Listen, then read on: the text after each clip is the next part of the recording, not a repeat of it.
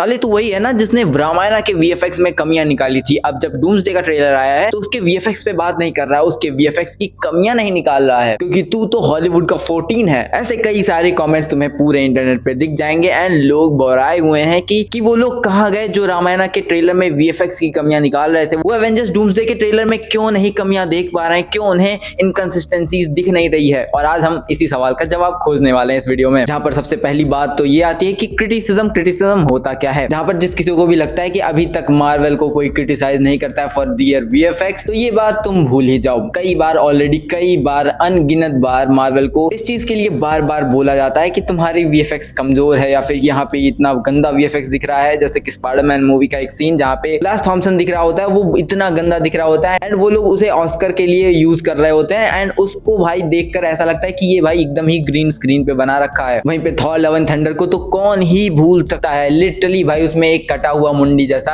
हेimdall का बेटा दिख रहा होता है और इतना गंदा फील हो रहा था ना वो। एंड उसके बाद डेडपूल एंड वुल्वरीन वाला वो सीन तुम कैसे ही भूल सकते हो, जहां पर एकदम ही वीडियो गेम जैसा फील होता है। जब डेडपूल एंड वुल्वरीन बस से निकलते हैं एंड वहां पे वुल्वरीन ऐसे कर रहा होता है, वो एकदम ही वीडियो गेम फील होता है एंड तुम्हें आज याद नहीं होगा, बट उसके लिए लोगों ने उसे भर भर के क्रिटिसाइज किया था। तो हाँ, जिसको भी लगता है कि मार्वल को क्रिटिसाइज नहीं किया जाता फॉर दियर मूवीज, कि उनकी मूवीज में सीजीआई ऐसा है वैसा है, तो ऐसा एग्जिस्ट नहीं करता। हर ऑडियंस उसको भी क्रिटिसाइज करती है जो कि हमें दिखता है। बस फर्क इतना है कि मार्वल के ट्रेलर्स के दौरान उसको इतना क्रिटिसाइज नहीं किया जाता, क्योंकि उन्हें पता है कि ये अंडरगो हो रहा है या फिर अंडर प्रोसेस है एंड मूवी में जब हमें देखने को मिलेगा सीजीआई तो बहुत ही बेहतरीन या फिर बेटर ही देखने को मिलेगा। और यही सेम चीज हम लोग रामायण से क्यों नहीं एक्सपेक्ट करते, इसके पीछे मुझे दो रीजन फील होते हैं। पहला तो आदि पुरुष एक ऐसी मूवी थी जो कि 3 साल पहले आई थी एंड उस वक्त जब उन्होंने टीजर निकाला था वो बहुत ही गंदा दिख रहा था। इट वाज लाइक कि भाई अब इसे सुधारा नहीं जा सकता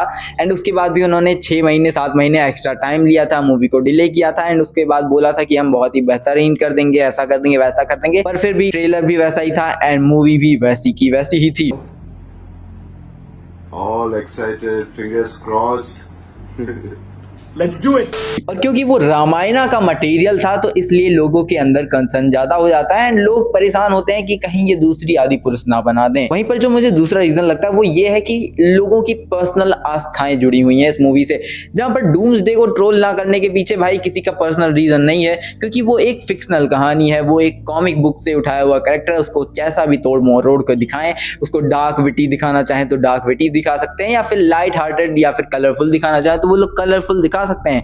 बट ये सेम चीज तुम रामायण के साथ नहीं कर सकते। जब बात आती है रामायण की तो उसकी आस्था बहुत सारे लोगों से जुड़ी हुई, लगभग करोड़ों लोगों से उसकी आस्था जुड़ी हुई है एंड तुम उसको रैंडम कुछ भी नहीं दिखा सकते। जैसे कि तुम लंका का मॉडल ऐसा नहीं बना सकते जैसा आदि पुरुष में बनाया गया था, क्योंकि वो लिटरली काला काला एसगार्ड जैसा फील होता है एंड काला एसगार्ड जैसे उठा लिया गया हो एंड कॉपी कर दिया गया हो। तुम वैसा एस्थेटिक नहीं दे सकते, क्योंकि एक बुक ऑलरेडी एग्जिस्ट करती है जिसके अंदर हमें बहुत ही डिटेल में रामायण के बारे में बताया गया है। उसके बाद कई सारे ऐसे असुर हैं जिनका बहुत ही बढ़िया से वर्णन किया गया है रामायण के अंदर, जो कि तुम पढ़ते ही समझ जाओगे कि ये कैसे दिखने चाहिए, या फिर तुम्हें विजुअलाइजेशन अपने माइंड में ही हो जाएगा कि इनका विजुअलाइजेशन ऐसा है, क्योंकि उन्होंने बहुत ही अच्छे से लिख रखा है स्क्रिप्चर्स में किसका रूप रंग कैसा है, ये दिखने में कैसा है। जैसे ताड़का का डिस्क्रिप्शन इतना बढ़िया दिया हुआ है रामायण में कि तुम सिर्फ उसे पढ़कर समझ जाओगे कि वो दिखती कैसे रही होगी। और शायद इसीलिए इसको लोग क्रिटिसाइज कर रहे हैं, क्योंकि उनके पास एक ओरिजिनल सोर्स मटेरियल है, या फिर लोगों ने उससे पहले भी कई सारी चीजें ऐसे पढ़ रखी हैं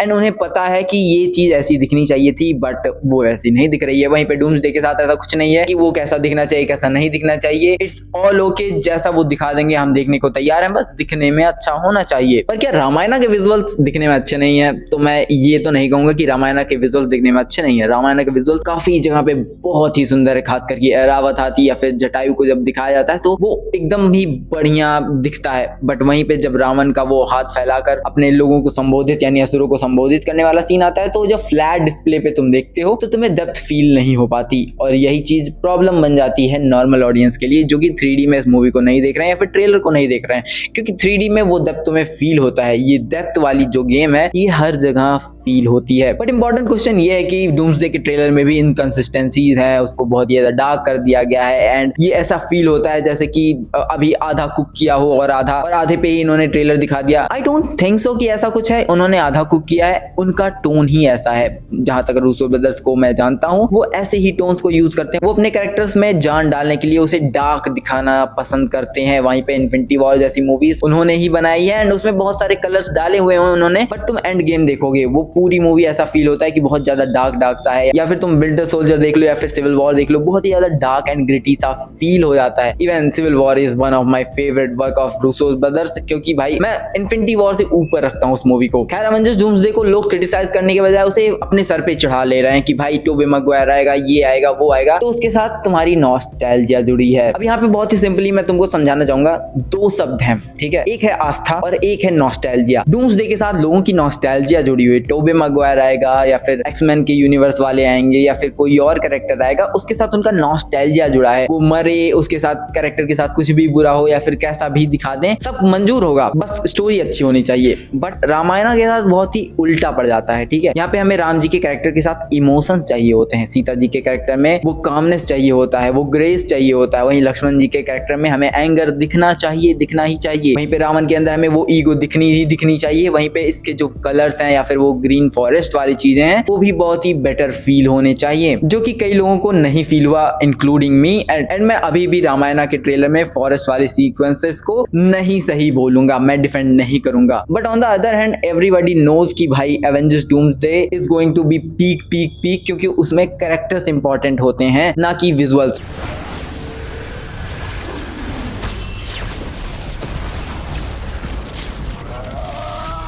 वहीं पे रामायणा में क्या है कि उसमें विजुअल्स इंपॉर्टेंट है, कैरेक्टर्स तो हमने ऑलरेडी देखे हैं, इमोशंस हमें चाहिए। जब हम मूवी देख रहे हो तो हम इमोशनली उस मूवी से कनेक्ट हो सके, ना कि कैरेक्टर से कनेक्ट हो सके, क्योंकि कैरेक्टर तो हमें पता ही है कि राम जी कैसे थे, कैसे नहीं थे, या फिर सीता जी कैसी थी, वो कैसी नहीं थी, या फिर लक्ष्मण जी कैसे थे, कैसे नहीं थे।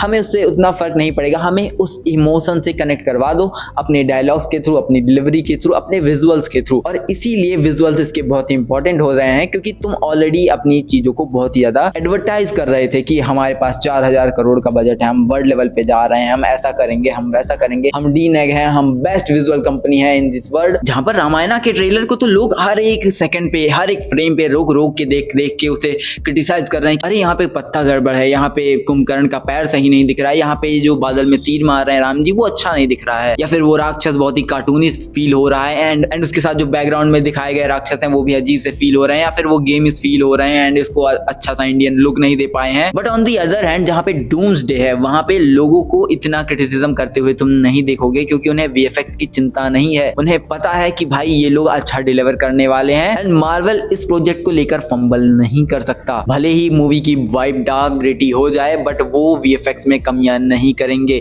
इस मूवी का ऑलरेडी बजट लगभग $1 बिलियन जा चुका है, जो कि रामायण की दोनों पार्ट को मिलाकर उसके दुगने का है, यानी कि हाँ, रामायण का $500 मिलियन है एंड एवेंजर्स डूम्सडे का अकेले ही $1 बिलियन है, जो कि कोई आम बात नहीं है। एंड ऐसी मूवी में तुम्हें विजुअल इनकंसिस्टेंसी सिर्फ कहने को दिख रही है। मैं बता रहा हूँ मूवी में बहुत कुछ है और तुम्हें अभी देखना बहुत कुछ बाकी रह गया है। सच कहूँ तो मूवी ने अभी तक अपना फर्स्ट हाफ का बहुत ही छोटा ग्लिम्स तुम्हें रिवील किया है। सेकंड हाफ से तुमने अभी तक बहुत ही छोटे 1-2 सीन्स देखे होंगे और ट्रेलर तुमको कुछ भी नहीं दिखा रही हैं। वहीं पे ऑन द अदर हैंड हमें रामायण के ट्रेलर में बड़े बड़े जायंट्स दिखाए जाने हैं, बड़े बड़े राक्षस दिखाए जाने हैं, ताड़का दिखाई जानी है, और वो विजुअल इनकंसिस्टेंसी बहुत ही ज्यादा एविडेंट फील होती हैं। मैं अगेन उस चीज को क्रिटिसाइज कर रहा हूँ, but somehow I don't know, somehow मुझे एवेंजर्स डूम्सडे के वीएफएक्स से फर्क नहीं पड़ता, क्योंकि वो मेरे स्क्रिप्चर पे या फिर मेरे माइथोलॉजी पे या फिर मेरे रिलीजन के बुक पे नहीं बन रही है। वो एक कॉमिक बुक मूवी है, मुझे उसके कैरेक्टर्स के स्टोरी से मतलब होगा, बस उसके विजुअल्स से इतना खास मतलब नहीं होगा। उस मूवी का विजुअल जैसा भी होगा वो डिलीवर कर लेंगे, क्योंकि एक सुपर हीरो मूवी से मैं इतना विजुअल कंसिस्टेंसीज कह सकते हैं कि इंसान मांगता तो है, बट जब उसके अंदर कैरेक्टर्स अच्छे हो, जैसे कि अब आरडीजे आ रहे हैं, उसके बाद क्रिस एवांस आ रहे हैं, एंड गेम के बाद सारे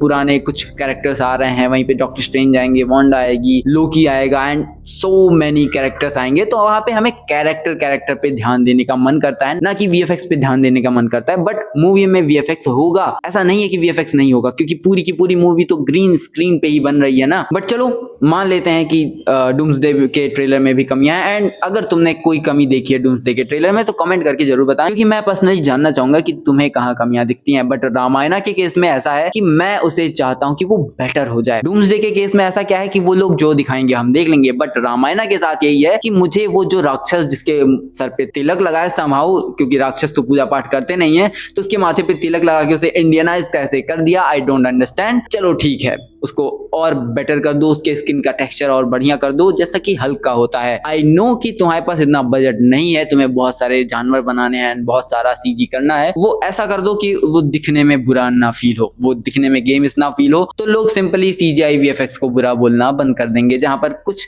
हद तक उन्होंने बेटर किया है, ये तो मैं भी मानता हूं, एंड आई नो कि अभी 3 महीने में वो और प्रोसेस करेंगे और बेटर करेंगे, एंड जब मूवी डिलीवर होगी तो लाख गुना बेहतर डिलीवर होगी। And I really want it कि भाई मूवी बहुत ही अच्छी दिखे एंड लोग उसके विजुअल स्पेक्टिकल्स को देखकर पागल हो जाएं, खासकर कि वेस्ट की ऑडियंस जिसको नमित मल्होत्रा पर्सनली केटर करना चाहते हैं। तो ये तो था मेरा पॉइंट कि लोग क्यों रामायणा के वीएफएक्स को कॉल आउट कर रहे हैं, डूम्सडे के वीएफएक्स को नजरअंदाज कर रहे हैं या फिर उसे अच्छा बोल रहे हैं। ये तो था मेरा ओपिनियन, बाकी तुम्हारा ओपिनियन क्या है कमेंट में जरूर बताना। बाकी चलता हूँ, मिलते हैं नेक्स्ट वीडियो में, तब तक के लिए tata bye bye and peace out, love you all.